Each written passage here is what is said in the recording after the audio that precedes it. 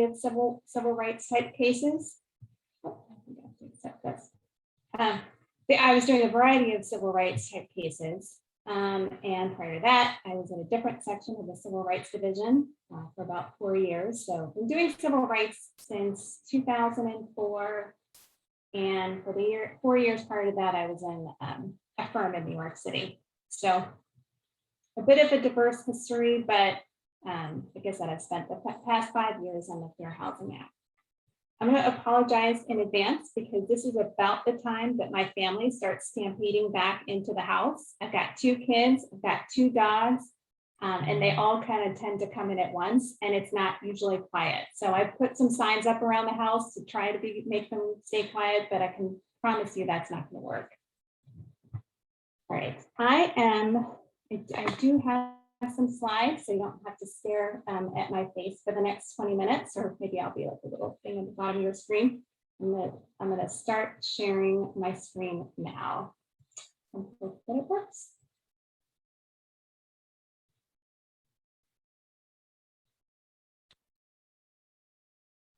All right. So hopefully what you see is the presentation view of my slides. Can someone just indicate, is that right? Yep, it's good, Amy. Thank you. Perfect. So, as I said, I think one thing we can all agree on is that where you live matters. Better neighborhoods means lower crime, better schools, easy access to transportation, improved health, and more job opportunities. Of course, it also means higher housing costs, which many Americans can't afford. I was looking at data on Redfin that says that the median price of a home in the US is somewhere around $380,000. So as we know, the rising home prices also drives up the cost of rent. Affordable rental housing is particularly important for low-income and minority households, about half of whom are renters. As a result, increasing the number of affordable units located in a variety of developments in a variety of neighborhoods is an important housing policy priority. But I'm sure it also comes as no surprise that not everyone has a positive attitude towards more affordable housing, particularly when it's going to be in their neighborhood. Developers sometimes face very vocal public opposition when they're presenting their plans. And unfortunately, sometimes that resistance is based on stereotypes and misperceptions about the families who are going to occupy the units. Opposition can be so fierce that public officials will then look for ways to kill the project under the pretext that it would violate the zoning code. Sometimes they even go so far as to propose amendments to the code while the project is still pending. What some people don't realize is that local governments that deny proposals based on the public's discriminatory comments can be liable for violating the Fair Housing Act. And that, in a nutshell, is what I'm going to talk about for the next 20 minutes. Once I'm done talking, there should be more than enough time for questions. If you're afraid you're going to forget what they are, you can go ahead and put those in the chat. So what are my goals? I've got 3. First, I'm going to answer the question, what is exclusionary zoning and who is the most affected by it? Next, I'm going to explain when exclusionary zoning is unlawful under the Fair Housing Act.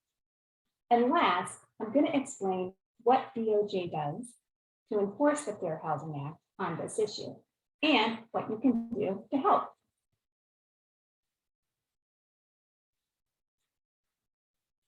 So what is exclusionary zoning? I'm going to start out with some definitions so we can help start to answer that question. It's not just one type of zoning, right? Because strictly speaking, the very nature of zoning is to exclude or restrict some land uses over others. So in that sense, all zoning is exclusionary because that's what zoning laws are intended to do. So you don't wake up one morning with a meat factory in your backyard. What I'm talking about goes a little bit further. The term exclusionary zoning encompasses the idea that certain restrictions on land use in a community can affect the racial and economic diversity of the families that live there. When that's the case, we need to take a closer look to see whether the law or the actions taken are discriminatory. So when I refer to exclusionary zoning cases, I'm talking about those instances, the times where we think it's necessary to take a closer look at what's happening. So exclusionary zoning cases fall into two categories.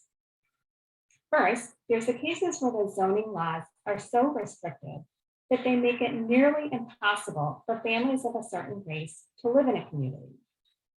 And second, there's cases where the local government yields to discriminatory public opposition. To be clear, I'm not saying that all public opposition is bad, or even that the public doesn't have a right to have an intolerant opinion. It's just that the government can't adopt racist opinions by being influenced by them. In a lot of our cases, there's a mix of both elements. I'm actually going to play a short video now that illustrates that. This video is about Connecticut, but the issues that they face are reflected in many other areas throughout the country. I also want to caveat this, that the cities within Connecticut are actually making a lot of changes to their zoning laws to address these issues right now. And so I don't want to suggest that Connecticut is any worse off than anywhere else in the rest of the country. I'm going to go ahead and cross my fingers and hope that this video works. And if it doesn't, just let me know you can't hear anything, and then I will have to reshare my screen.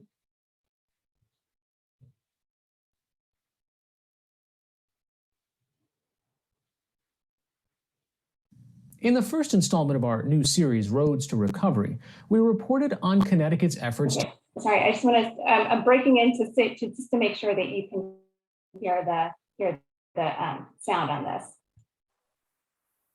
Yep. Yep. Excellent. Thank you. Okay, and I've, just so you're clear, I have also lost the view of you, so I'm not sure why.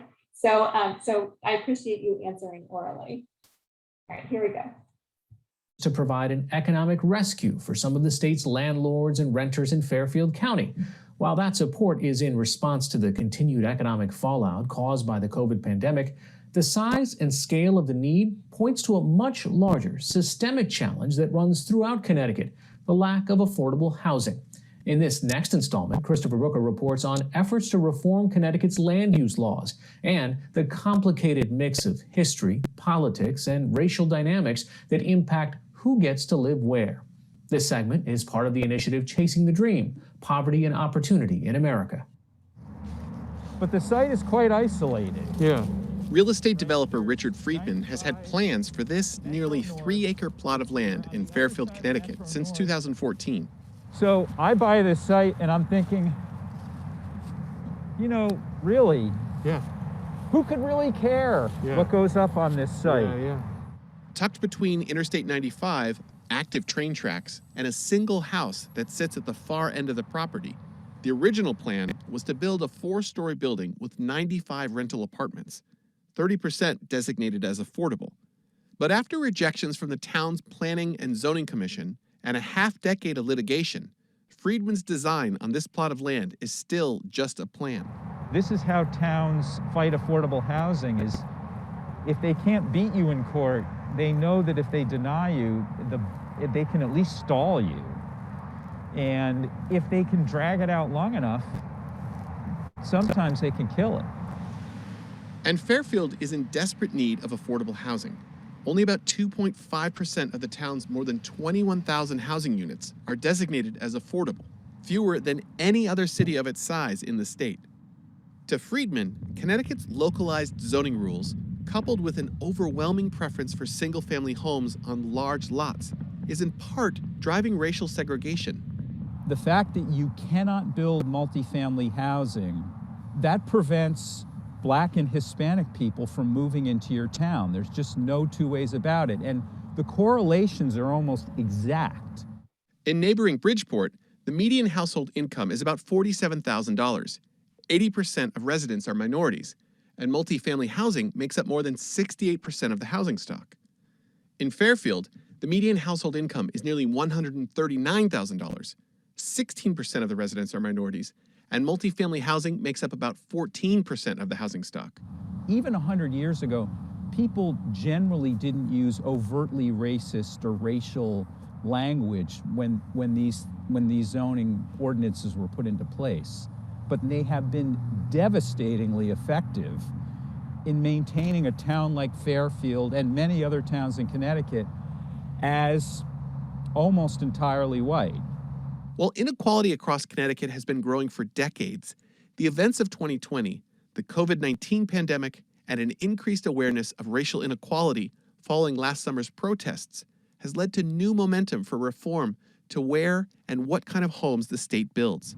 We have an unprecedented chance to change the way that we think about zoning's impact on housing in Connecticut as a whole. Sarah Bronin is the lead organizer and founder of Desegregate Connecticut, a coalition formed last summer to push for changes to the state's land use laws. Our zoning laws, like zoning laws all over the country, have become overly restrictive. Right now, zoning in Connecticut has largely locked in large lot, single-family, detached housing.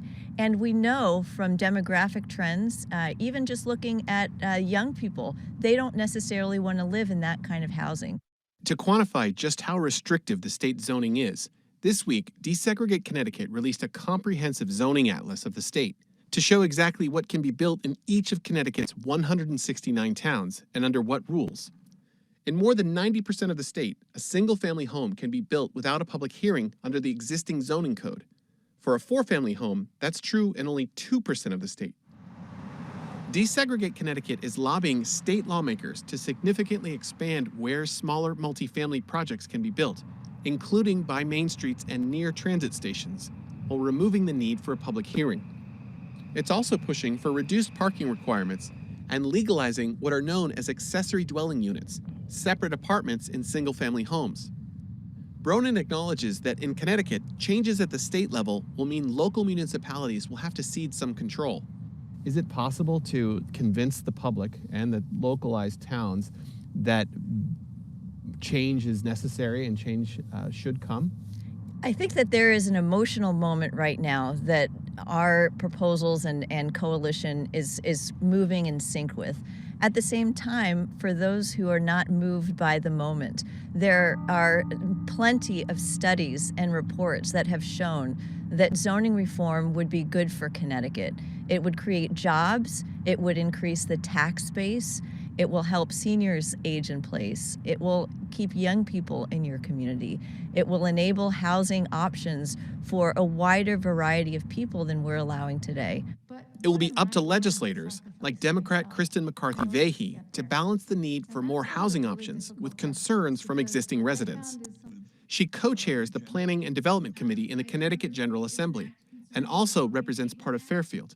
We experience what a lot of the communities in Fairfield County do, which is that struggle and that tension between what we aspire to in terms of, I think a lot of us want to be an open, welcoming, and inclusive community.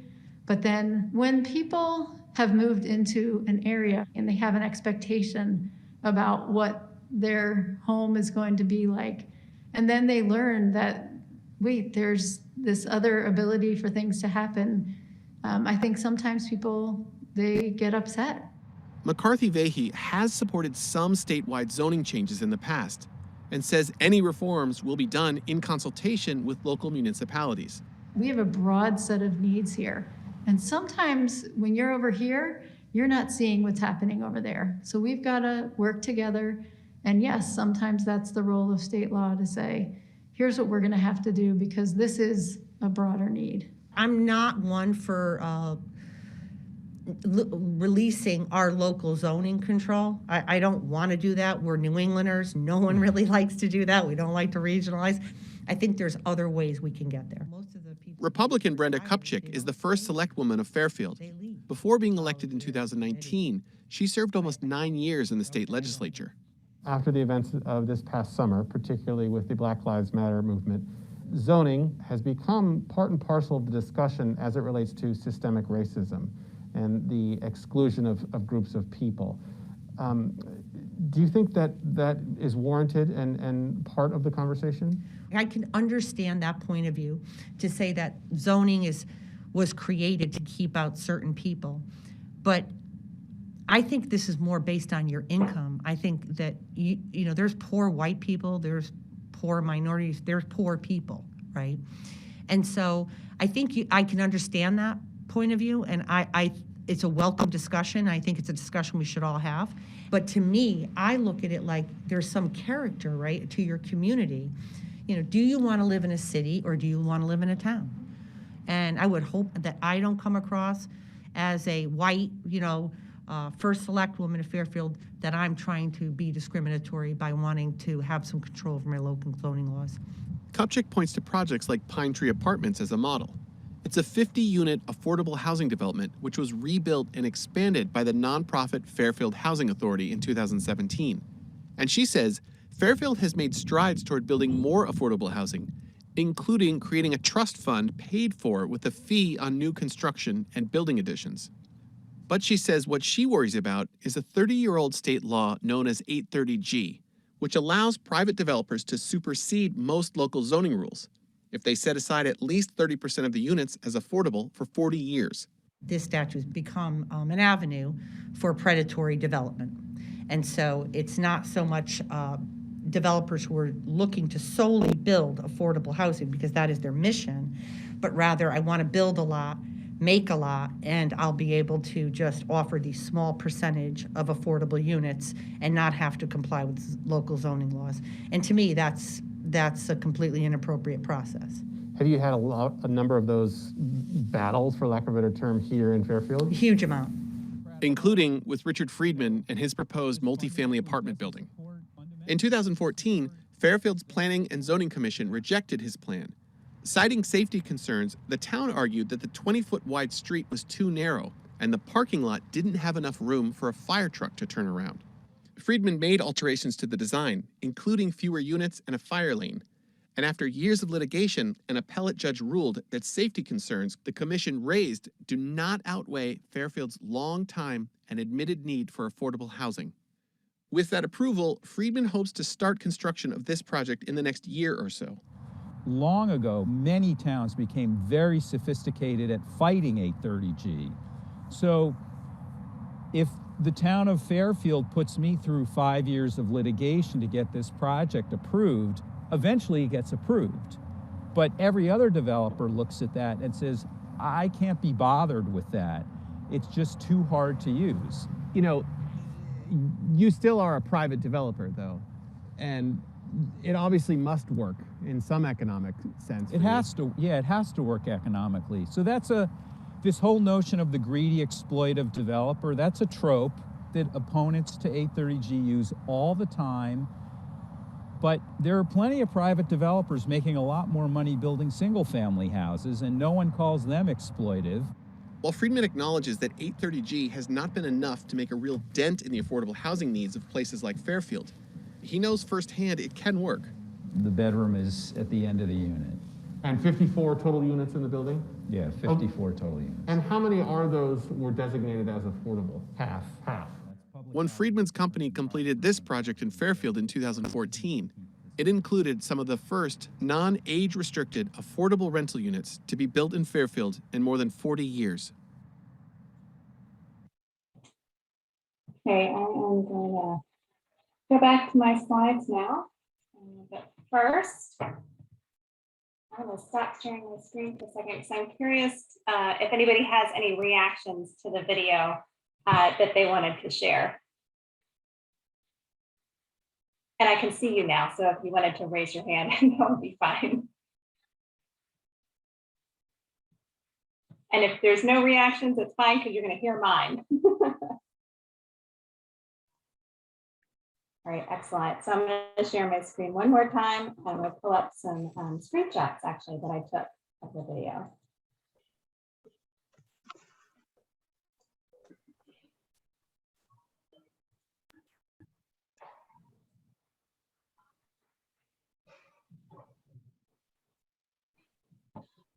the first thing that struck me were the statistics that show the disproportionate impact exclusionary zoning has on minorities. First, you've got Bridgeport, Connecticut, which is made up of 80% minorities, and where 69% of the area is zoned for multifamily housing. And then you have Fairfield, Connecticut, which is 16% minorities, and multifamily housing is only permitted on 14% of the area. Another thing I wanted to point out in this video is that I think it does a really good job of addressing how exclusionary zoning impacts developers. I put one of Richard Friedland's quotes here. He says, "This is how towns fight affordable housing. If they can't beat you in court, they know that if they deny you, they can at least stall you. And if they drag it out long enough, sometimes they can kill it." So here, the town cited safety concerns as the reason for denying the project. They said that the street was too narrow and the parking lot was too small for a fire truck to turn around. So Friedman actually made those changes, but it took years of litigation, which of course cost money, before an appellate judge ruled that the safety concerns did not outweigh Fairfield's dire need for affordable housing. So as you can see, time and cost are huge disincentives for developers to stay the course when these issues arise. And that has a significant impact on our ability to bring these cases. Because as I'll explain further later, developers often hold the key to critical evidence. And lastly, I wanted to bring back the map that they used to illustrate the dramatic preference given to the construction of single-family homes over multifamily. On the right, you have a map showing that in 90% of Connecticut, single-family homes are allowed to be constructed without a public hearing. And then you compare that to the map on the left, which shows that you can construct multifamily homes in only about 2% of Connecticut without a hearing. So single-family zoning laws are one reason, and they're a big reason, for the affordable housing supply shortage in the US. But there are other laws that contribute to the problem too. And again, these laws aren't all bad in and of themselves. We simply need to take a closer look at how they're being used and the impact they have in the community. For example, a lot of zoning codes include minimum lot size requirements. And the thing is, requiring homes to be built on bigger lots limits population density, increases the amount of land between each structure, and therefore drives the housing prices up. Another example are minimum square footage requirements. What happens there is that in order to provide more square footage for each unit, builders are forced to sacrifice the number of units they can offer.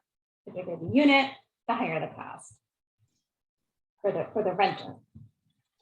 Parking requirements. These also force builders to set aside a certain amount of space that would otherwise be used to build more units. And lastly, there's height restrictions. A lot of multifamily homes are more than 2 stories, so they're often impacted when there are height restrictions. So some of you whose practice requires you to look at zoning ordinances, what I'm telling you is not new. But what you may not have considered is how these provisions restrict the construction of affordable housing.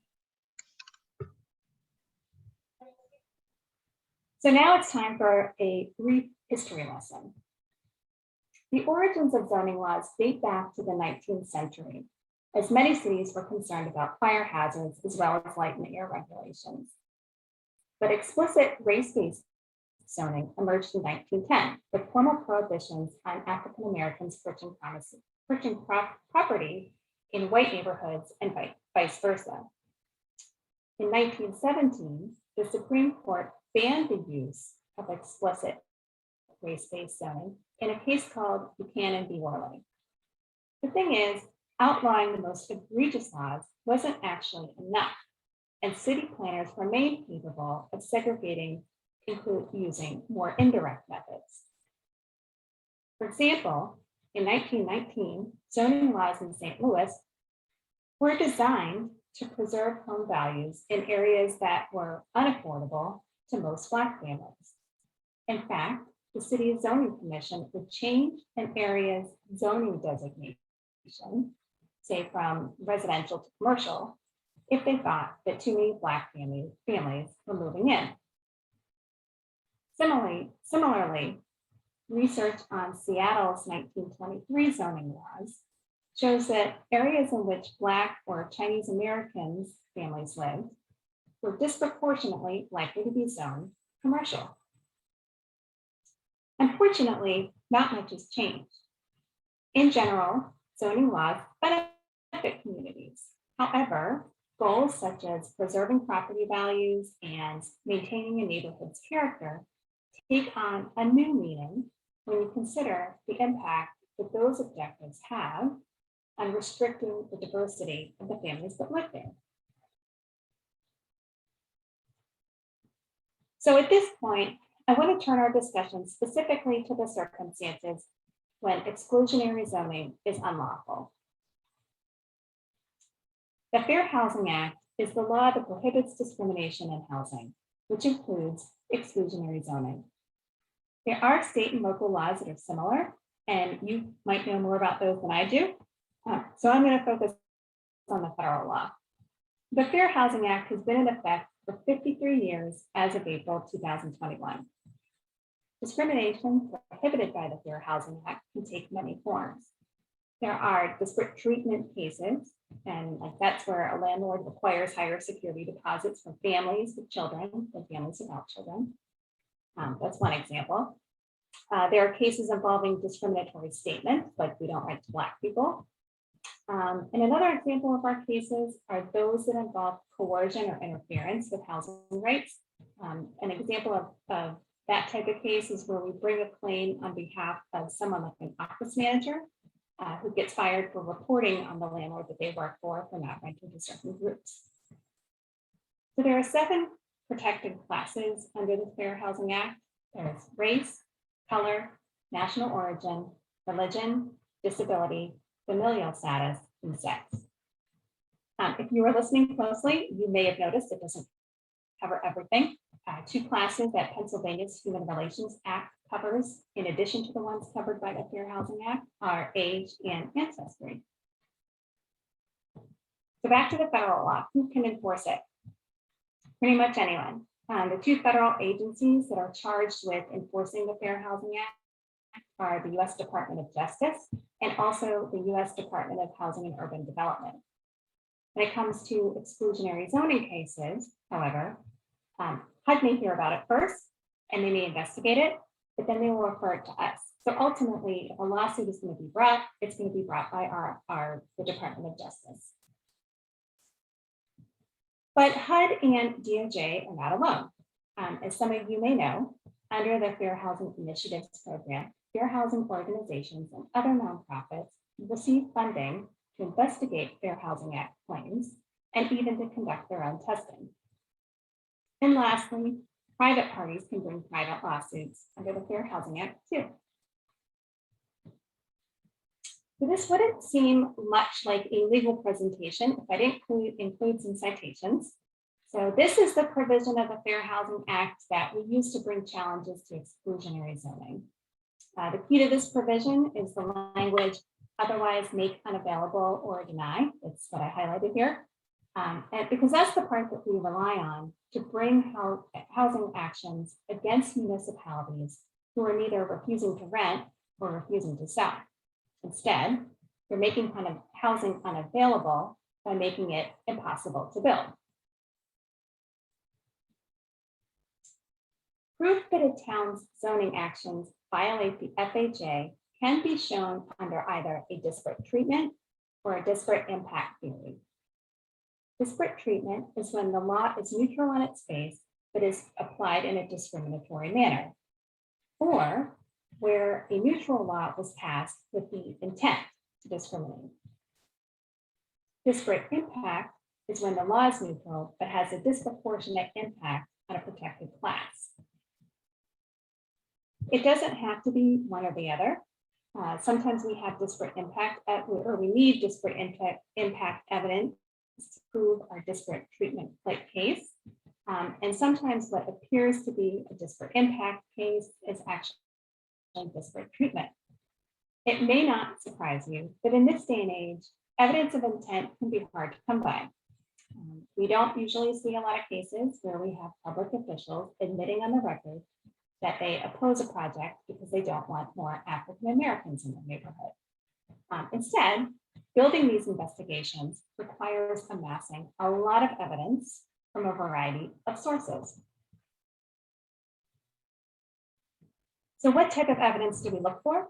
The Supreme Court has established a framework for showing intent circumstantially through an analysis of a couple of factors. We call these the Arlington Heights factors.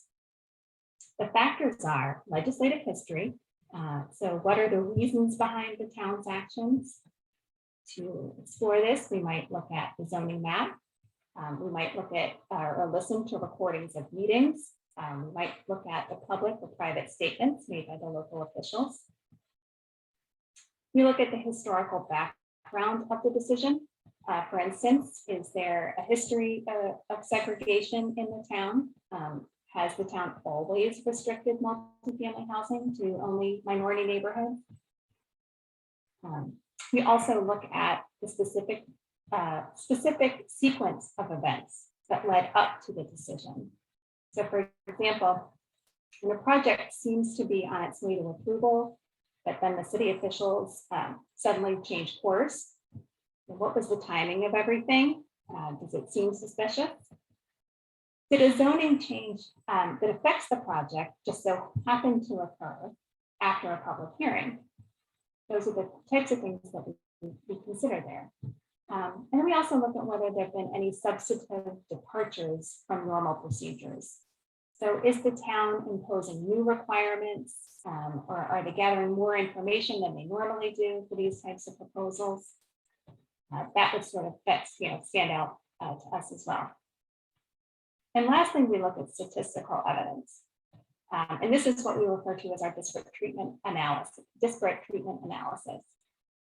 To find this evidence, we draw upon the work of our economists who look at the racial demographics of the immediate and the surrounding area to determine whether the impact of the decision will fall primarily on a protected group. So this is an example of part of a statistical analysis that our economists conducted for a complaint that we filed in 2016 against the village of Tinley Park, which is a suburb of Chicago. The development was known as the Reserve, and it was slated to include 47 units, 17 of which were set aside to be occupied by low-income families. Low income, as defined by HUD, are those families making less than 60% of the median income, which in that area was $45,000.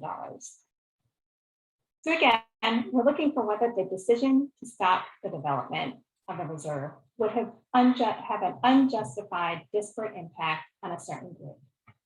So here, we're comparing the impact on white non-Hispanic families to the impact on Black families. We defined the local housing markets 4 different ways, and they're each represented there by each of the 4 columns, so that we could avoid an argument that we chose the wrong one. In this slide, I blacked out some of the data just to illustrate how we use this table. So for example, we see that in the Tinley Park market, 44% of Black families would have qualified for one of the 17 units, whereas only 16.9% of the white families would have qualified. And that's disparate impact in a nutshell. It's a very simplified nutshell, but we can, and we did, use this evidence in our complaint to show that one racial group was impacted significantly more than others. So pretext. We can't have a discussion about discrimination cases without talking about pretext. Cities will oftentimes come up with non-discriminatory reasons for their decisions. There's 2 things that we look for here. When did the city first raise the issue? Oftentimes, pretext is developed after the decision was made. And second, what support can the city show for the stated reason? So if the reason that they're giving is that the development would cause increased traffic, did they do a traffic study? What did that study show? On this slide are some other examples of pretext. So our last question today is, what can we do? So once we've established that a violation of the Fair Housing Act has occurred, the next step is for the Department of Justice to file suit.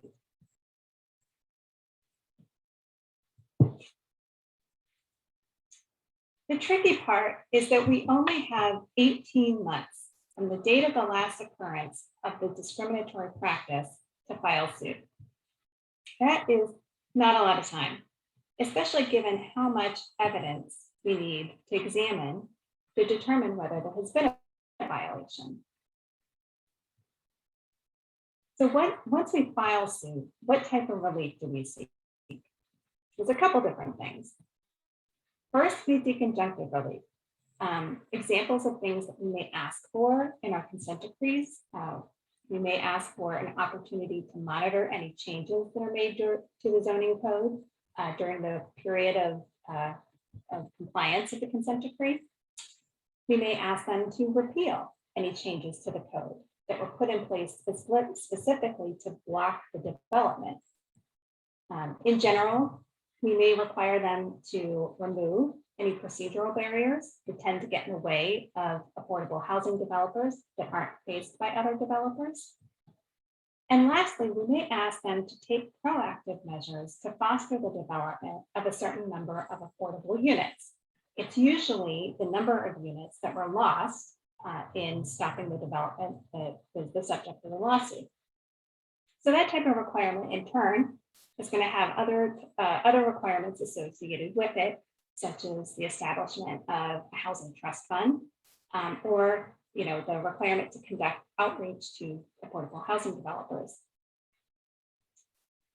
In addition to injunctive relief, we also seek monetary damages for aggrieved persons. Aggrieved persons is the term that we use for the individuals or entities that have been harmed by Fair Housing Act violations. In these cases, it's the housing developer, but it could be others too. Lastly, we are authorized by the statute to seek a civil penalty. Currently, the maximum civil penalty that we can seek is $107,050. And so those are the types of relief in general that we seek. So this is an example of one of our cases. It's the lawsuit that I mentioned earlier that we filed against Tinley Park. Again, it was filed in November of 2016. And this case was referred to the Department of Justice by the lawyers for an affordable housing developer known as Buckeye Community Hope Foundation. Buckeye's lawyers had already filed suit in the federal district court. So once we filed, we just sought to have the cases consolidated. In our complaint, we alleged that village officials refused to vote on a low-income housing development known as the Reserve, even though it met all the applicable zoning requirements for approval. So here on this slide, you can see some of the comments that the citizens of Tinley Park made when notice of the low-income housing project became public. On the left, you have a Facebook post. And then you also have 2 comments that we found on Facebook as well. People in the town also had some very powerful things to say during public meetings, although not quite as overt as some of these.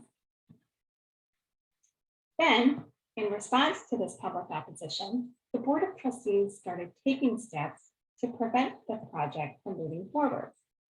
Most significantly, the trustees accused the town planning director of colluding with the developer, and they actually launched an entire investigation into her actions.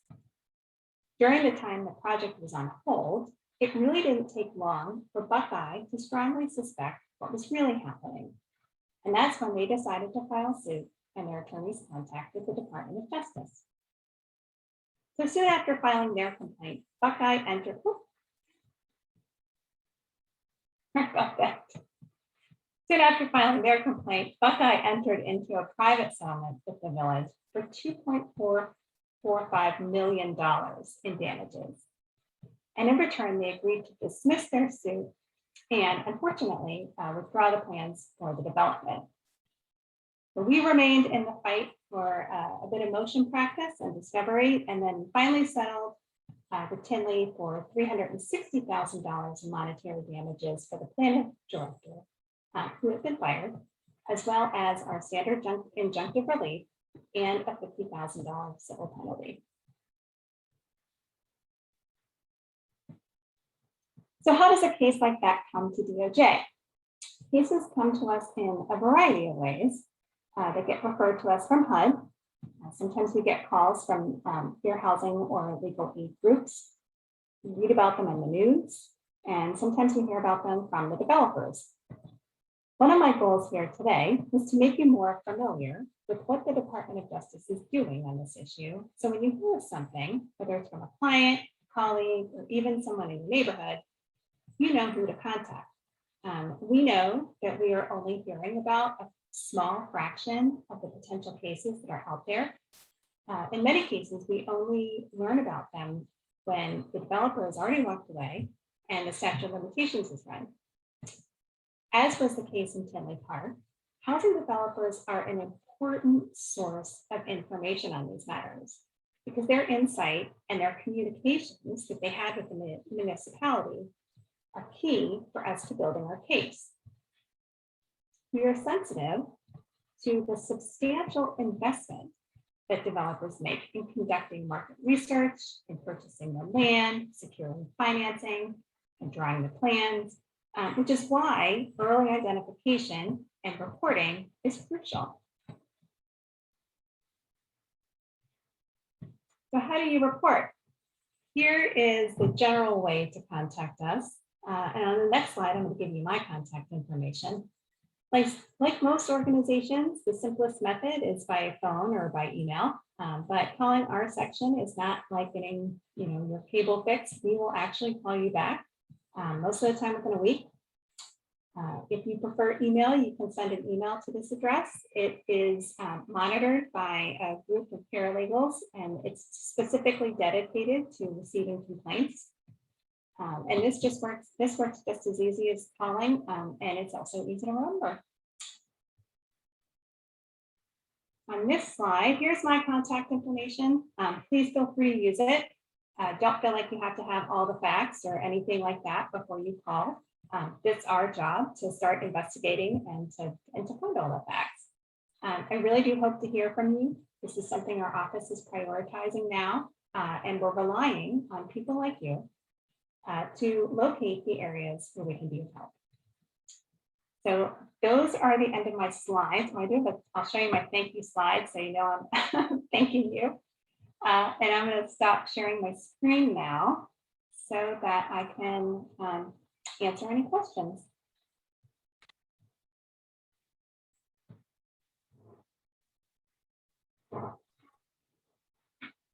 I don't know if I have a question, but a comment that I'm not overly shocked. I guess if that's a comment. Similarly, I actually live, I think, in a very well developed neighborhood, and there is actually a project maybe about 10 minutes from my house that qualifies as affordable housing. And no one knew it until it was time. It had been there for years, but it got re-syndicated and new developers came in. So they had to go through the process of getting it rezoned for the redevelopment. And you would have thought that the world fell apart, that people, it was amazing to me. And there's a project right next to it that's market rate, and they are built identically the same with very little variation. And you would not know unless you knew the rents and knew the history behind the program. And I think people thought the world would end. And it made me sad because I had lived in that community now for 20 years. And my house value is no different. And just the fear that people thought what would happen. It's just ironic to me that that in this day and age, people are still so fearful of what they don't know and understand. And it's just another person who wants a great place to live. And that's the part I can't fathom. So I'm not surprised. I'm sad, but I'm at least glad that there's agencies that are tackling the issue. Because I don't think that there was that much attention to it previously. Mm-hmm.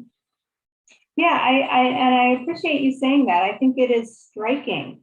People have this image when they hear affordable housing.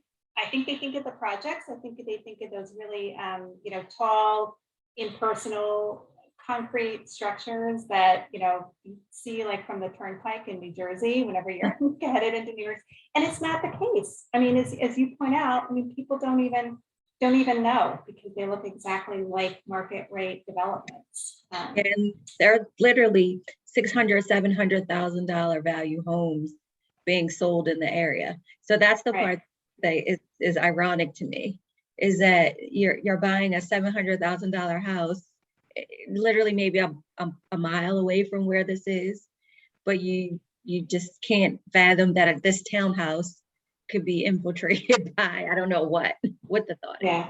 Yeah. Karen, I was involved in my old neighborhood with a developer who wanted to come in and build some townhomes, and he was going market rate, and he wanted a lot of zoning variances, setbacks. And I mean, we are talking like he almost wanted to move the remains of the deceased in the cemetery. Like he wanted the setback so close. So the neighborhood came back and they're like, no, you can't do that. And he was like, well, I can build it by right. And if I have to do it that way, I'm going to run it to affordable.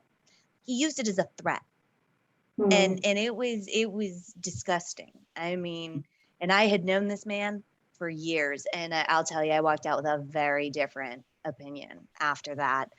And I mean, it got the whole neighborhood going, oh, geez, there goes the neighborhood. Who's going to move in now? And it was really contentious, and it was really sad to see that. Sure. Yeah. I don't know. I mean, it's obviously you're in enforcement. Are there folks, as you develop your sort of strategies, is there anyone sort of doing the other side and sort of educating how,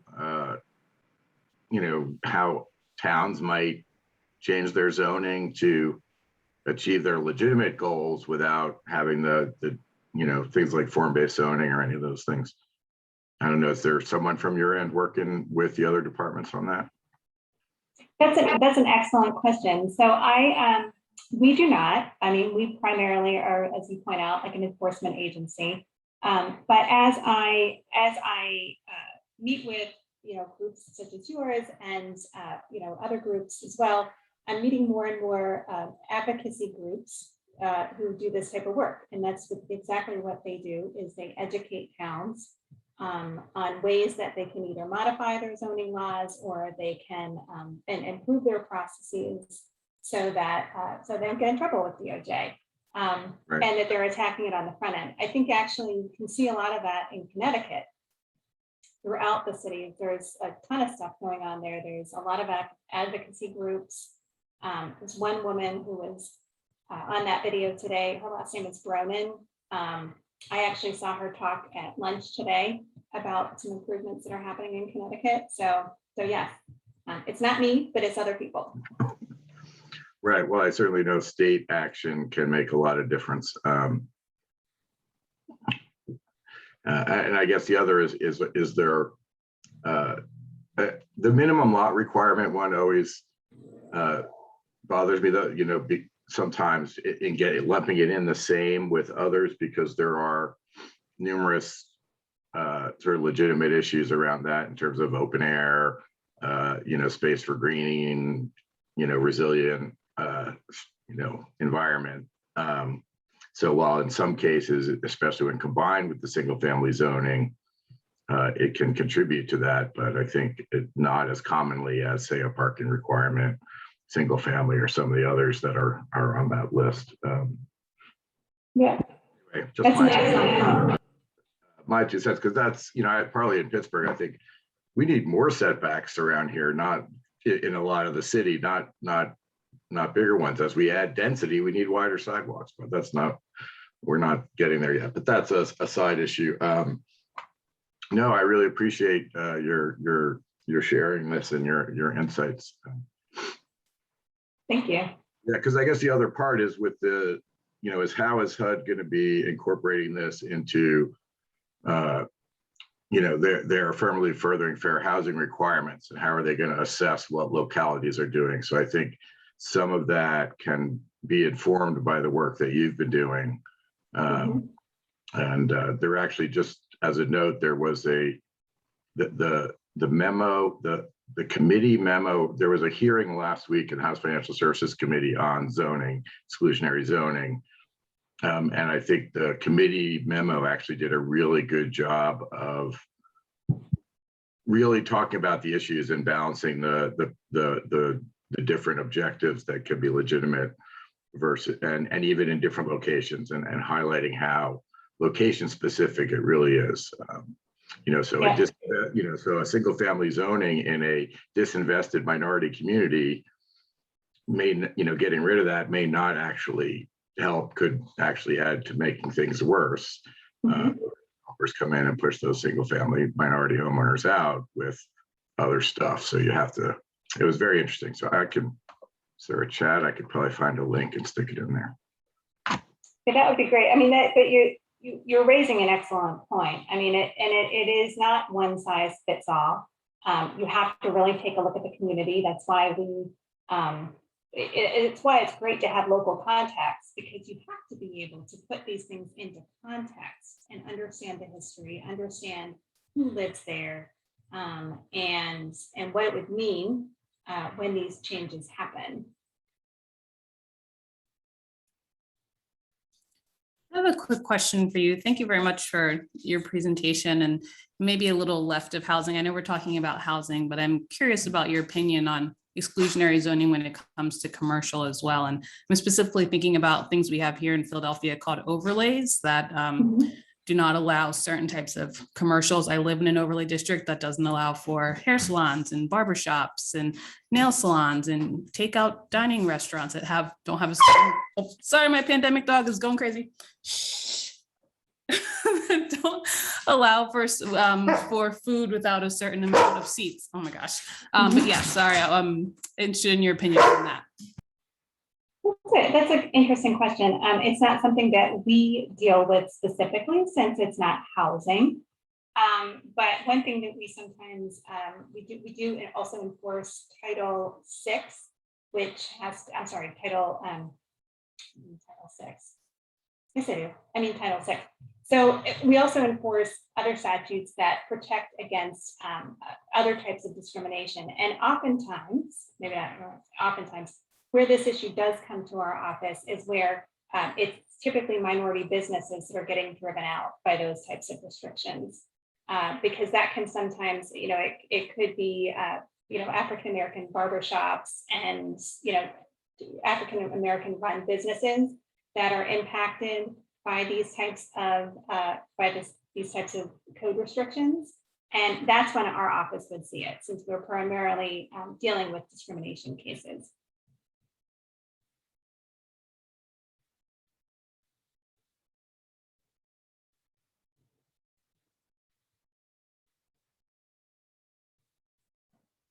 Well, thank you so much, Amy. I'll just wrap it up and thank everybody for participating. And Amy, you have Amy's contact information. So we really appreciate everybody's time today. Thank you so much. Yeah, thank you. And thank you so much for these really thoughtful comments. And I greatly appreciate you having me. It was really interesting. Thanks a lot, Amy. Thank you. Awesome. Yes, Thank you. Thank you. Bye, David.